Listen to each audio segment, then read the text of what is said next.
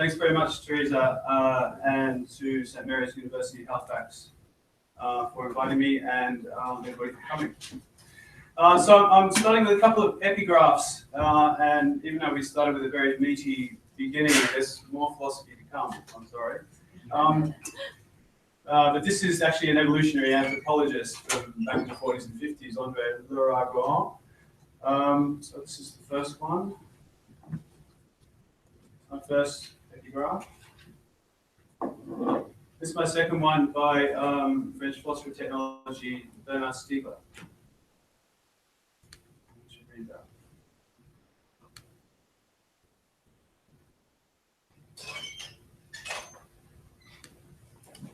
You go back to the first epigraph, please. Sorry? Back to the other one? Yeah. Slow reader. Oh, I can read them out? Okay. Yeah. Our significant genetic trait is precisely physical and mental non-adaptation. A tortoise when we retire beneath a roof, a crab when we hold out a pair of pliers, a horse when we bestride a mount. We are again and again available for new forms of actions. Our memory transferred to books, our strength multiplied in the ox, our fist improved in the hammer. That's Crogan from the 1950s. This is Stiegler quest, a little bit more complicated. The noetic soul cannot therefore simply be opposed to the sensitive soul, from which it must, on the other hand, nevertheless be distinguished, as Aristotle did in fact do. Some more Aristotle. I'm sort of rescuing the baby out of the bathwater. The sensitive and the noetic compose as potential and act.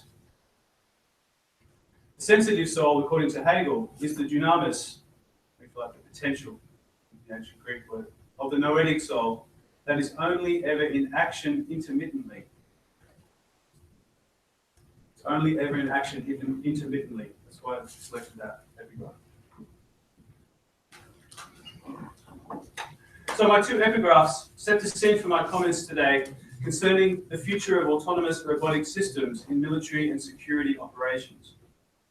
The first by paleontologist anthropologist André Leroi-Gourhan concerns the curious condition of the human species, understood as from the perspective of evolutionary biology. For Leroi-Gourhan, it is our non-adaptation that characterizes our evolution.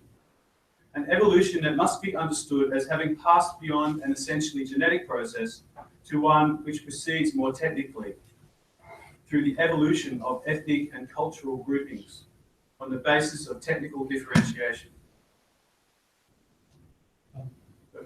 Excuse me, I'm from a software engineering background. What does noetic mean? Sorry, I'm coming to that. My second epigraph is from the work of philosopher of technology Bernard Stiegler. Stiegler proposes here that we should return to Aristotle's doctrine of the different souls animating different forms of life. From the vegetative to the sensitive, and you could read the sensitive as meaning the sensory, capable of sensing, of perceiving.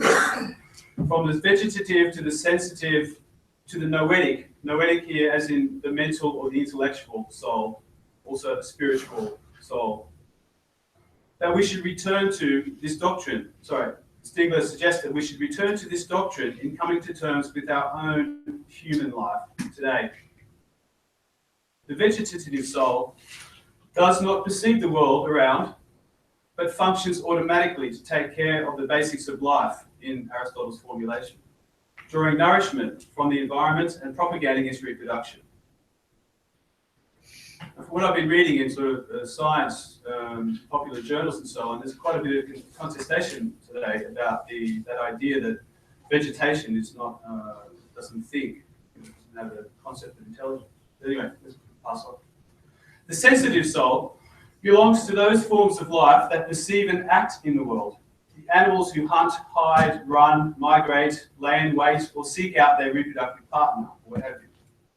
The noetic soul belongs only for Aristotle to those beings who can think, reflect, use language, have access to the logos, to logic, reason, science, wisdom, truth, and so on. But this return to Aristotle must pass by the insights of Leroy Gohan, in Stiegler's view.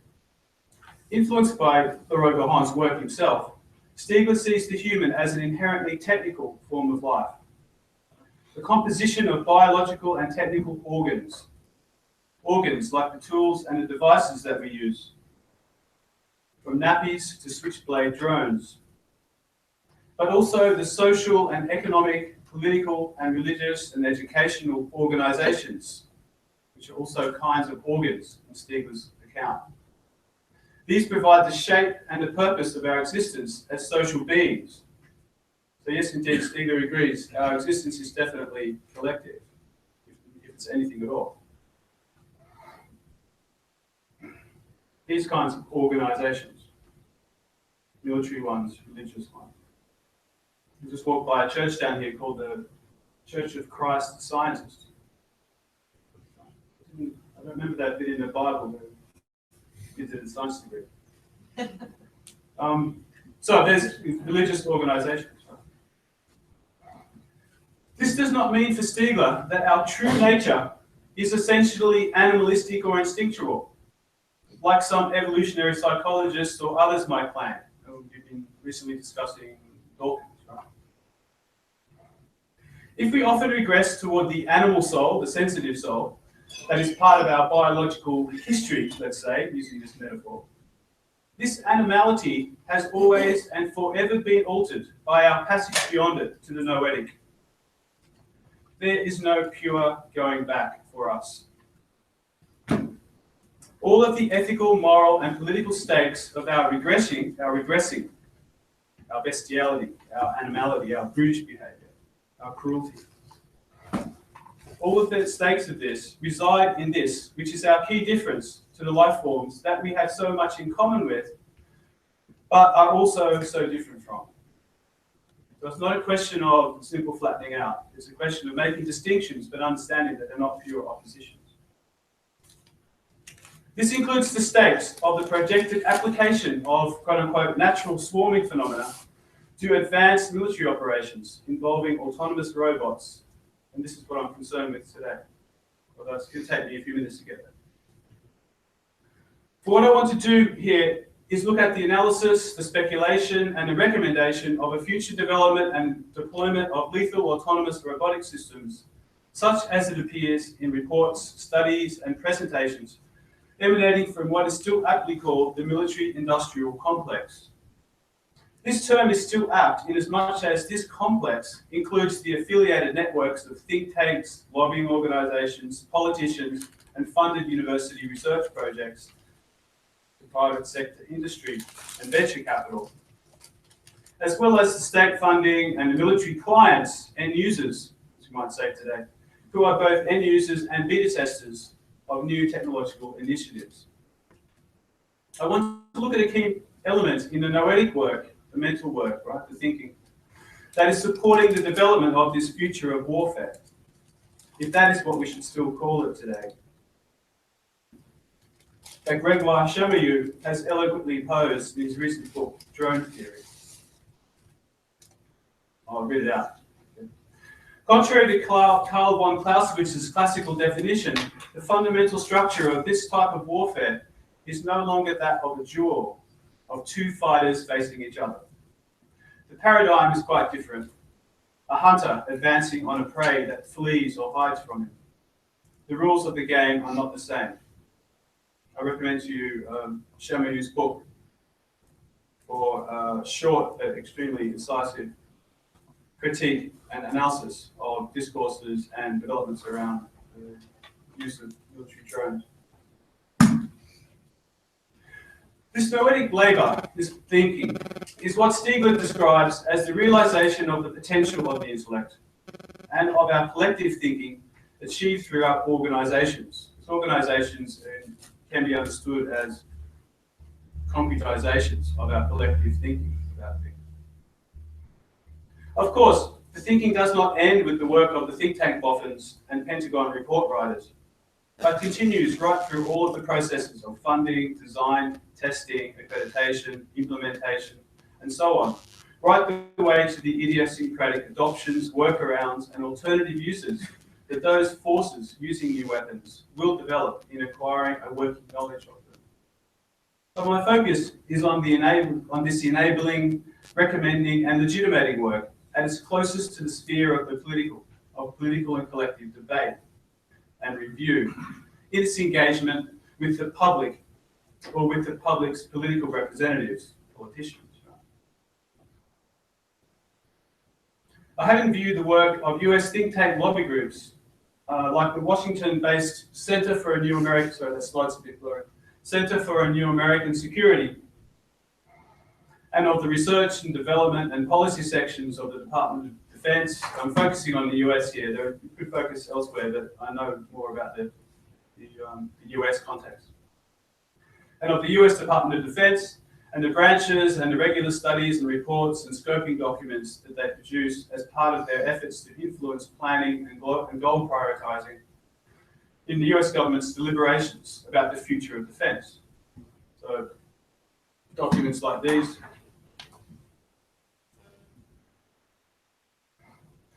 My attention was drawn in particular to Paul Shah's 2014 Center for a New American Security report, Robotics on the Battlefield Part 2, The Coming Swarm, October 2014. In a conference presentation on the same theme in 2014, Shah outlined the imaginings of future uses of autonomous swarms of robots that are based on a mix of current research projects and trials, likely extensions of these in the near future, and some slightly more speculative projections.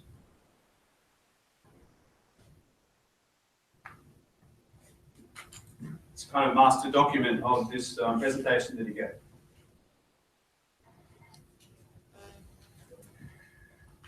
Shah talks about various air, naval, and army and combined concepts for seizing what he calls the dramatic and disruptive potential. There's that word disruption, very popular at the moment. The dramatic and disruptive potential of autonomous robotics. For instance, he talks about zeroing in on this part of the document. He talks about swarms of defensive unmanned vehicles coming out here to protect manned units. For example, this swarm of naval surface vessels that are able to engage asymmetrical enemy swarming threats, manned or unmanned. So people with small boats packed with heavy explosives, or even remotely controlled boats packed with heavy explosives. Sent towards the boat by people who don't have enough money to buy a destroyer. Or cruise missiles, cruise missile networks. Networked swarming cruise missiles, able to alter their targeting priorities in response to the latest updates from the progress of the mission. So there's a bunch of cruise missiles that can be designated a bunch of targets, but as the mission updates in real time, if some targets are taken out, they can redirect to other targets. So respond accordingly, flexibly in the mission as it's progressing. Or these ground attack swarms.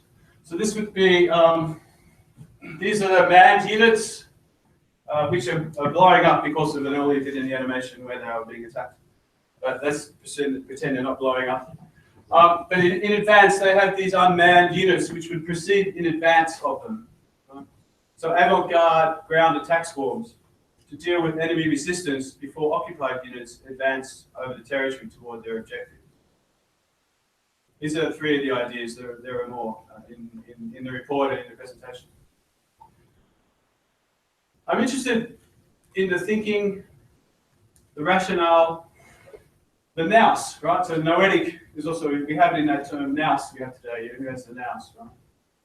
The nous supporting these projections that Shah and the Center for New American Security and these other documents that I mentioned, showed briefly, are hoping will result in programs on behalf of their stakeholders across the military-industrial complex.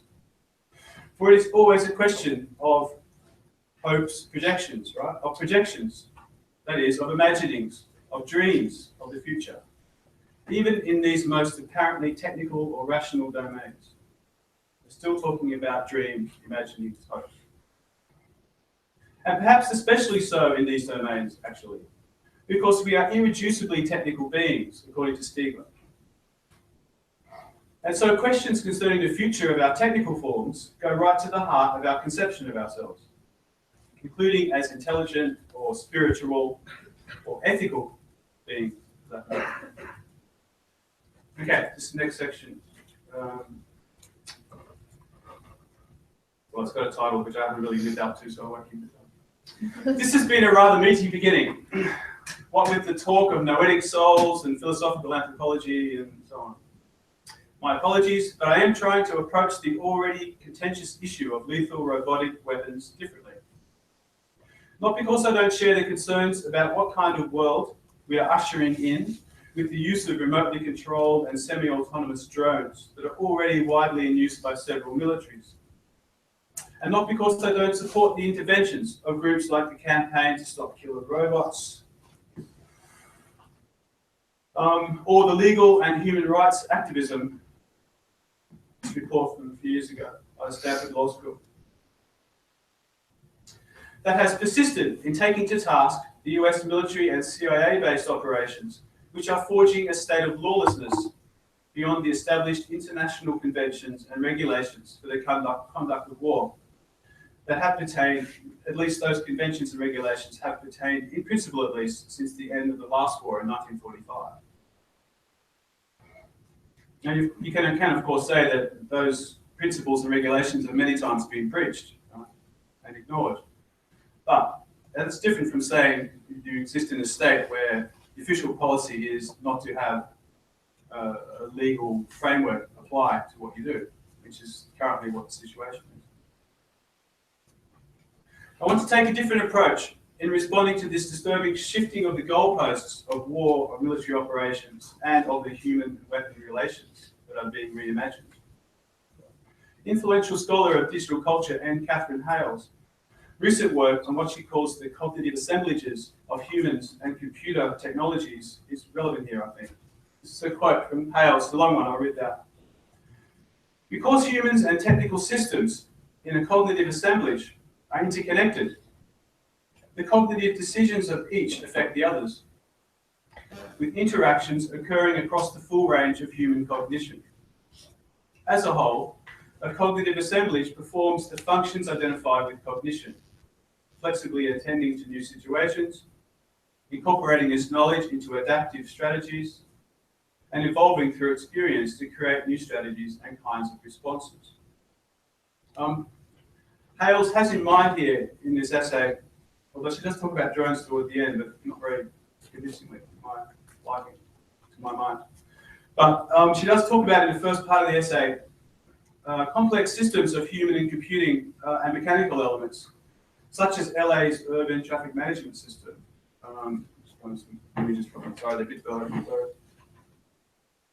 Which has the rather large job of helping to manage traffic in LA.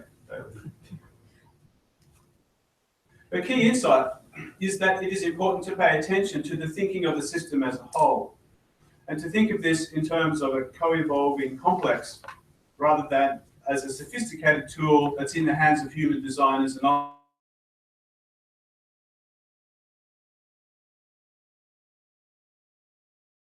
ways producing a kind of thinking and an interpretation and action on the world. And so therefore, alterations in aspects of the system do flow through and will impact the cognition in general.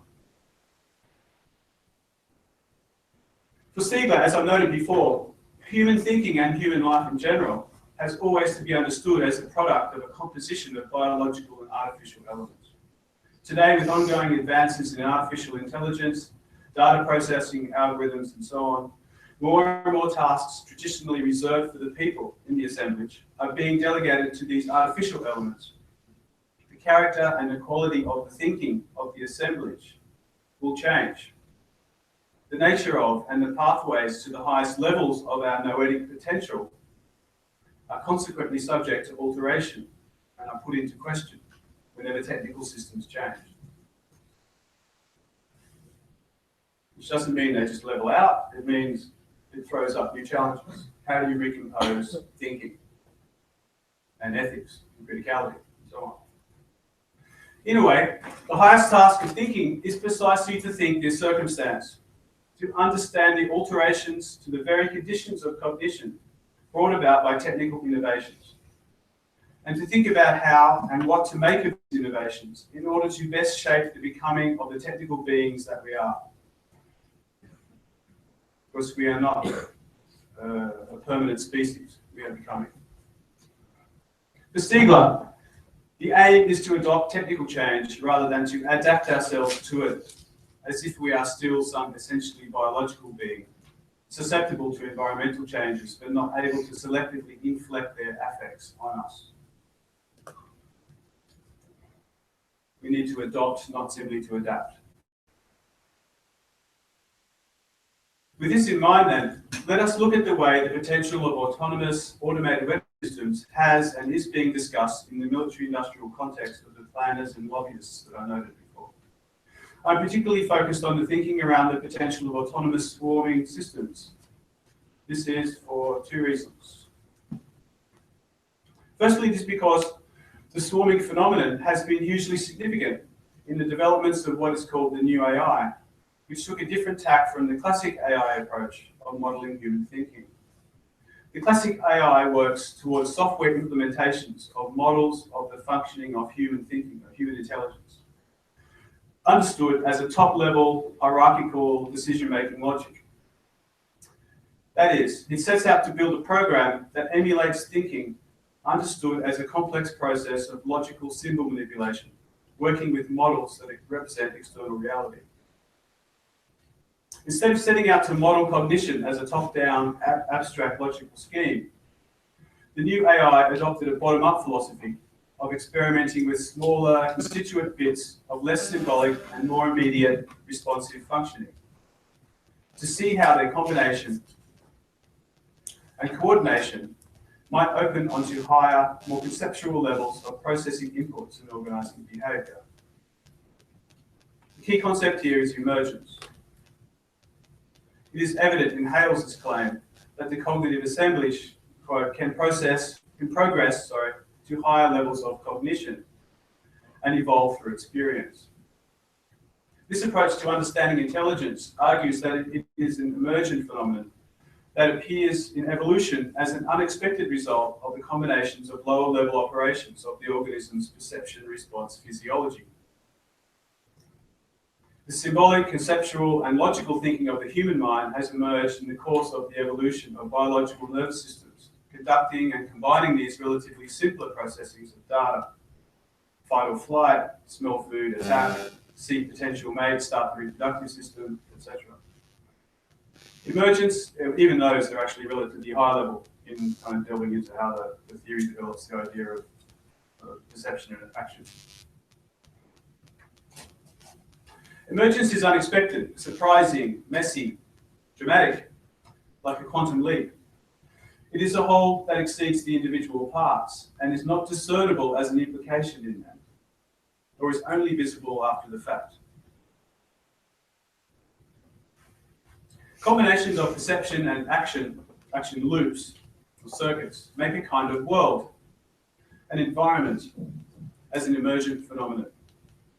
It is a question of the evolution of more complex worlds, which is to say, more complex intelligence. The famous analysis of the tick by Estonian-German entomologist Jacob von, and I don't know how to say his surname, Wakeschul, argued that even the tick's very limited perception action loops feel the vibrations of a passing mammal and drop off the twig I'm hanging on to, sense the body temperature, and move till you feel an opening between the fur follicles, and then burrow until you taste blood. That even this combination of what Wakeschul called a Merkfeld, a perceptual world, and a Werkfeld, an action world, an acting world, this combination makes an environment, an Umwelt, an around world, that the tick can be said to have. That was his major claim. Don't think of animals simply as little mini machines. Pick up on that theme. They have worlds of sorts. The collective insect species, like the ant, the termite, and the bee, and later the flocking birds and schooling fish, became phenomena of extreme interest and inspiration for the new AI and robotics researchers from around the 1980s. They picked up on 20th century work in entomology and ethology, like Waxford. Ethology is the science of animal species understood as living complex beings rather than as lists of species characteristics. The foraging ant combines simple sensory motor loops with a simple signaling and response system, the famous pheromone secretions that leave a mark that other ants can detect, and so on. And so can contribute to a temporary trail. The individual ant's simple functioning, follow the trail, secrete pheromones or not, thereby, if they secrete, intensifying the trail's collective signal to other ants, is the basis of the colony's food scouting and acquisition, threat response, and other high-level capabilities, emergent capabilities. The individual ants are more like the organs of the ant's nest, or the collective, which is the true individual entity, the superorganism, as entomologist William Morton Wheeler dubbed it around about the turn of the last century. The popularity of swarming science in the context of military-industrial literature is quite marked. Obviously, a section is dedicated to the science of swarms in nature, read with a particularly military filtering that encourages an analogy between species behaviours and violent human conflict. And the EU-funded Swarmanoid project, led by leading AI scientist and roboticist Marco Dorigo, is cited as evidence of the potential of swarming robotic systems. Dorigo is in developing algorithms, AI algorithms based on the biological behaviour of ants.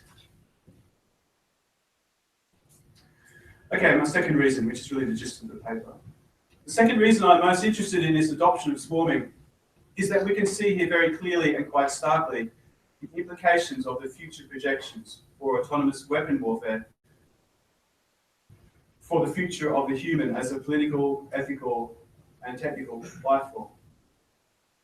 But what is being advocated in reports like The Coming Swarm is the necessity, both economic and strategically argued, to adopt a future deployment of autonomous systems that amounts to a less restrained, less deliberative, less controllable mobilization of lethal force than what exists today in accepted military doctrine, if not in practice.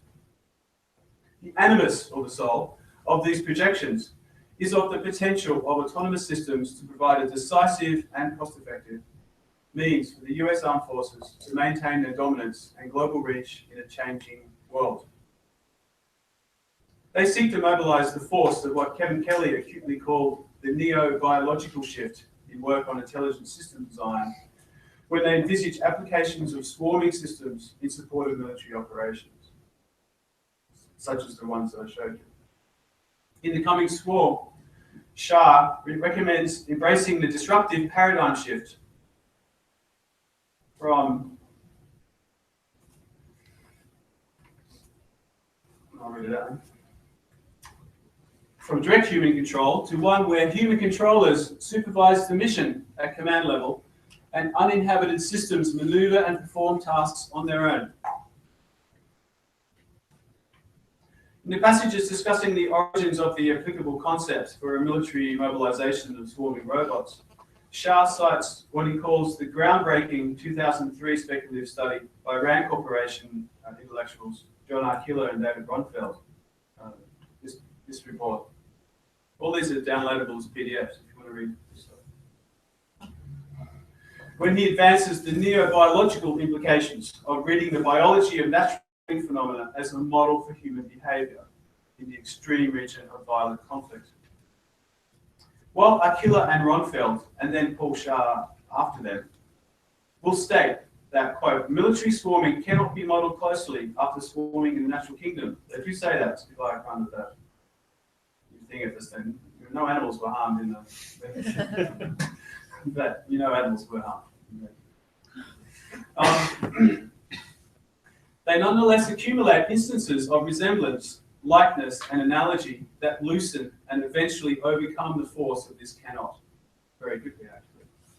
In fact, this cannot last only until the first example of animal behavior when it is described using the metaphorics of human conflict. Ants apparently swarm raid and engage in territorial wars against other ants, with an operational complexity that mirrors human wars in striking ways. The concept of the striking resemblance is something I picked up also when reading William Morton Wheeler's 1905 book, where he makes these initial comparisons between ant behaviours as a colony and humans. And in Wheeler, it quickly slides into a very racist social Darwinism about superior species eliminating old or passing beyond the capacities of more primitive species. But I took no time to put all that together into the paper. But it's sort of where this current discourse is headed, I think. The swarming pattern, quote unquote, can resemble guerrilla tactics, such as those used by the Viet Cong or the rioting demonstrators in Chicago in 1968. Wolf pack tactics are identified as also used by 19th century Spanish guerrillas against the French, Mao's forces, and soccer hooligans. Now, Shah, in the coming swarm, is not proposing that military doctrine and technoscience should simply aspire to a quasi-natural state of swarming social insect behavior, realized through automated systems. The report recommends research and experimentation toward a suitably controllable and effective deployment of autonomous swarms, of collectively perceiving and acting robotic systems. Moreover, it does point to the risks of swarming systems. Their emergent character means that what they become in action is not completely predictable, and that, given the speed of electronic communications and digital processing, there exists the possibility of unexpected behaviours emerging and evolving at a pace that far exceeds the speed at which human command and control could possibly function. Nonetheless, these caveats having been made, this is the effective takeaway from this report. That emerging robotic technologies will allow tomorrow's forces to fight as a swarm, with greater mass, coordination, intelligence, and speed than today's network forces.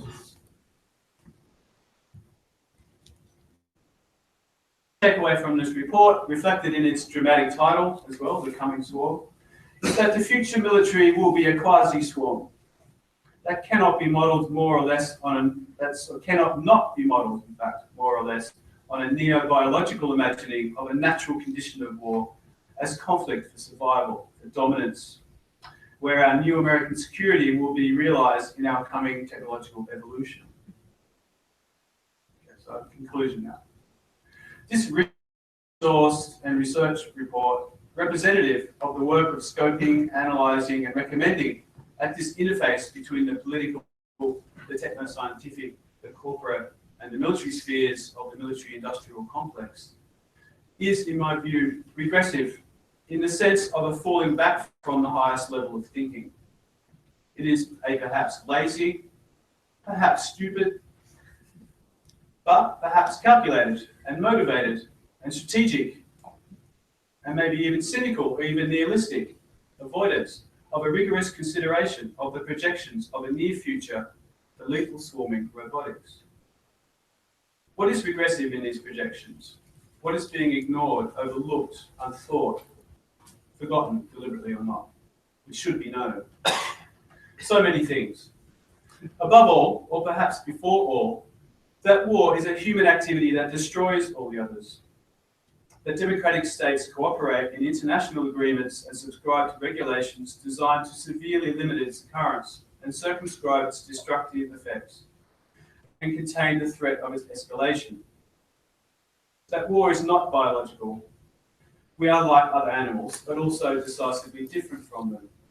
And that the conduct of war, which is a catastrophic falling back into forms of thinking and acting that are much lower than political negotiation and diplomacy, that especially the conduct of war must never be projected, imagined, programmed as something where the killing and destruction might be left to a cognitive assemblage more automatic than thoughtful, less circumspect for all its potential gains in speed, effectiveness, and emergent inventiveness.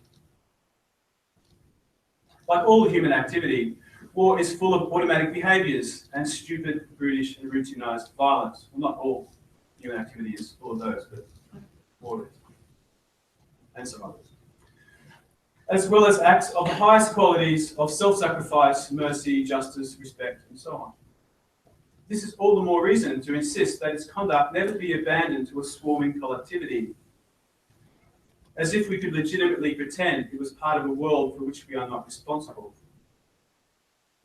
And beyond scrutinising the formulations of specialists and experts, Shah and the other technocrats of the military-industrial complex, to question their projections, which is what we've been doing here, and to question their dreams of a military security future, which I would argue, if I had time, are much more likely to turn into nightmares, in fact. The task today for we who are responsible in our democracies for all of this planning, policy making, funding, research, development and implementation is to, if you like, do our own disruption, to disrupt the cognitive assemblage of our contemporary techno-social milieu from where we are. First of all, by not leaving these considerations and these recommendations to the so-called experts, by reading their reports and seeing their imaginings of the future that will also be our own future in this increasingly global cognitive assemblage. Thanks very much.